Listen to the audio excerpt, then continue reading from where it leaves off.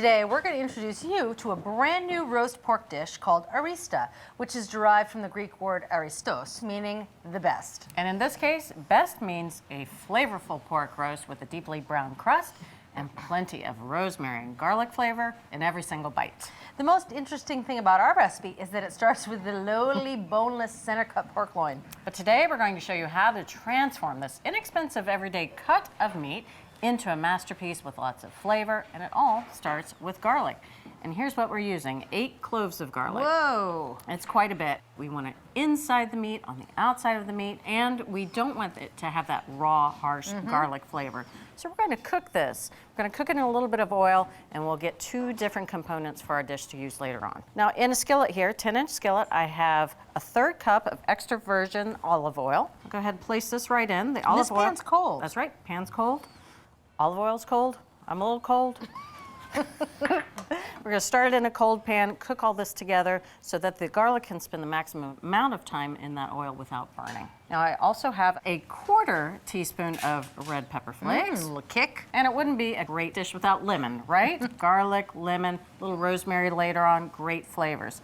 Now, we want to use a little bit of this zest in this oil and garlic mixture, and rasp is the best tool for the job. So I just need about a teaspoon of grated lemon zest. Always a good idea to only get the outside of the lemon or lime, anything you're zesting. You don't want to get to the white part. That's where all the bitterness lives. And that is about a teaspoon there. So now I'm going to heat this on medium-low, give it a stir here.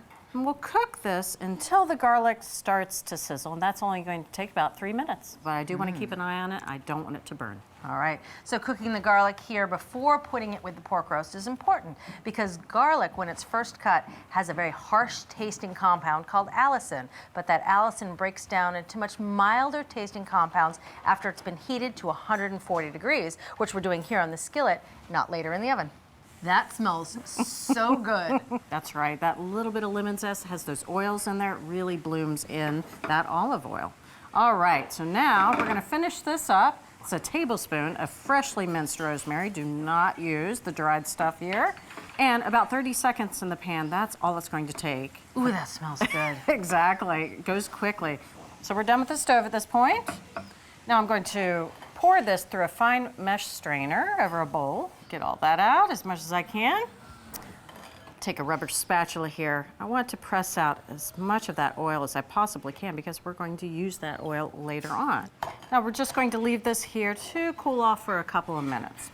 In the meantime, let's move over to the food processor. I mean, pork loin doesn't really have that deep savory flavor, but what does is pancetta. Oh, nice. Exactly. So adding a little pork to the pork. We're adding pork to the pork. So this is 2 ounces of pancetta. Cut it up into small pieces here.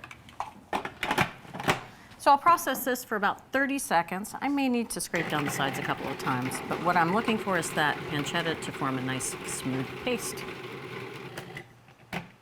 It's like pancetta pate.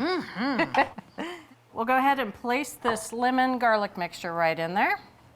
Ooh. Oh yeah. That's gonna be a paste with some serious flavor. You got it.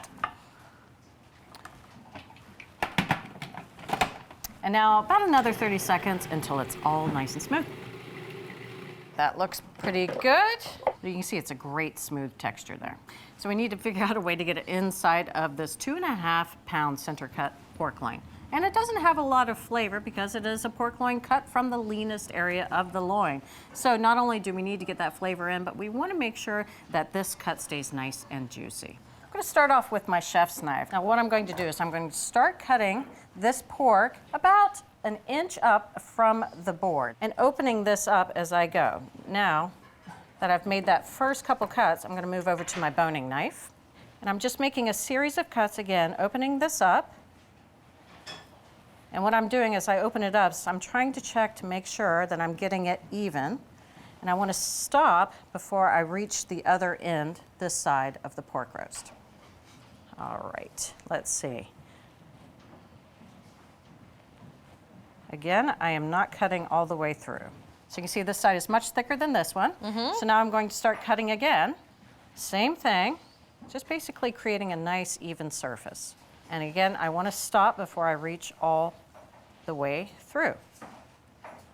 So by doing this, you're essentially tripling the surface area of the pork. Exactly. That means more seasoning and more of that pancetta paste. This is still a little bit lumpy, but it's an easy fix. Put a little piece of plastic wrap on top, grab a meat pounder, and give it a few pounds. Now that looks pretty even. Yeah, not too bad. Now, before we put on that flavor paste, I'm going to load this up with quite a bit of salt. It's a tablespoon of kosher salt. We're going to apply this to both sides. This is one of the great reasons for opening up pork loin and seasoning it right on the inside. I should also mention here that we wanted to buy a pork loin with the fat cap still attached. This is the fat cap. We want as much of that fat to flavor the pork as we can get. So now, I'll go ahead and start applying our flavorful paste here.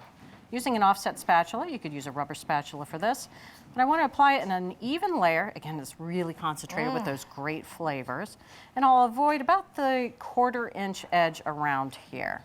All right, that looks pretty good. We're gonna roll it back up, jelly roll style. Oh, so you're not going to just fold it back the way you unfolded it. You're going to roll it into a nice round roulade. Exactly.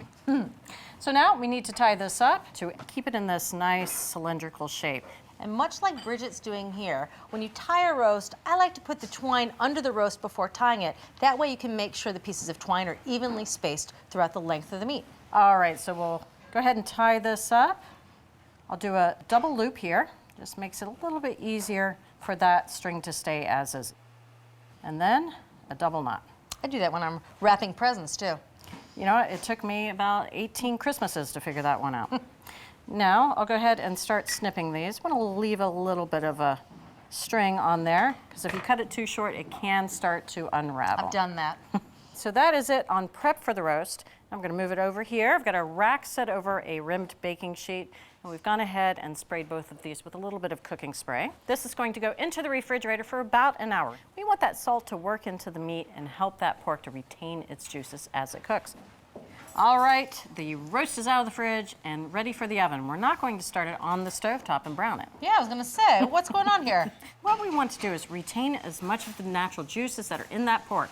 We don't want it to be forced out with super high heat, especially at the beginning. So we're going to put it in a low oven, 275 degrees, for about 1.5 to 2 hours to an internal temperature of 135 degrees. All right, Julia, I wanted to give you a peek at what's coming. You know, I wondered what was under there. Beautiful pork loins. So I took it out, tinted it with foil. It's been resting for about 20 minutes. All right, let's move over here. I've got all this fragrance going on. I know, it's like lemon and garlic. Is this that oil that you drained off at the beginning? Exactly. So this is a teaspoon of that flavorful garlic oil, heating it over high heat until we just start to see a little bit of smoke. So you remember the lemon that I zested earlier? I went ahead and cut it in half. I'm gonna place the lemons cut side down right in that skillet. It's only going to take a few minutes, maybe 3-4 minutes, but what that is doing is caramelizing some of that lemon. It's going to really tone down the harshness of the lemon. Later on, we'll squeeze out deeply flavored lemon juice. All right, take a look at these lemons. Ooh, that's gorgeous. I'll take these out of the pan, put them on a plate just so they can cool down for a moment. And now we're gonna start browning that roast. So I'll take 2 tablespoons of the garlic oil. We're gonna let this go until it starts smoking. So back to the roast. Even though we dried this off in the oven, as it's been sitting here, a little bit of the moisture has eked back to the surface. And we can't have that, so just a quick pat down. All right, and we wanna get this really good and smoking. I see some smoke here, so we're gonna put it right into the pan. So this is only going to take about 4 to 6 minutes. Now I'm going to brown it on that fat cap side and then on the 2 other sides, but not on this bottom point, because we don't want this pork roast to stay in the pan too long. Remember, it came up to 135 right out of the oven, so it's pretty much done. We just are getting color at this point. All right, Julia, brown on all sides but the bottom. Look at that. Oh my gosh, that's gorgeous. So this is going to come out of the pan, and we'll just give it a quick snip. Get rid of that twine. I always like to go in a seam. And so you don't need to rest it at this point because it already rested when it came out of the oven. That's exactly right. That is a good looking pork roast. So, so beautiful. I'm going to make a last minute vinaigrette using the rest of that oil. And this is where those sauteed lemons come into play. They should be cool enough to handle. Squeeze them right over a fine mesh strainer into a small bowl. I need about 2 tablespoons here. 1, 2. So this is going to give that caramelized sweet lemon flavor. So that oil has the garlic, rosemary, and lemon zest. And to that, you just added that caramelized lemon juice. That's right.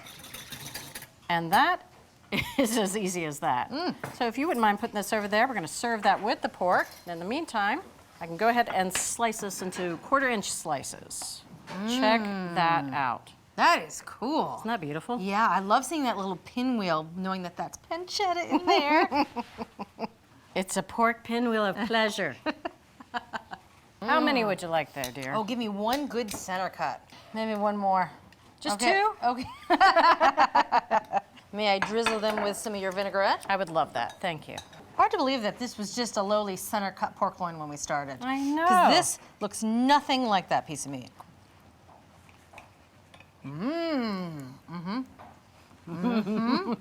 The pork is juicy, it's not overcooked and rubbery, and I like that little vinaigrette at the end. I just love when you get to the center, it's like jackpot. Great job, Bridget. Thank you. I love that trick with the pancetta paste. It really gave this pork a new lease on life. So to make an Arista pork loin, start by taming the garlic's harsh flavor by cooking it in oil on the stovetop, along with some lemon zest, pepper flakes, and rosemary. Then process that garlic mixture and some pancetta into a paste and roll it inside the butterflied pork loin. Finally, roast the pork loin in a low oven before giving it a good sear in a hot skillet and serve it with a fresh lemon vinaigrette. So there you have it, from the test kitchen to your kitchen, a terrific recipe for Tuscan-style pork roast with garlic and rosemary. Thanks for watching America's Test Kitchen. What'd you think? Well, leave a comment and let us know which recipes you're excited to make, or you can just say hello. You can find links to today's recipes and reviews in the video description. And don't forget to subscribe to our channel. See you later. I'll see you later.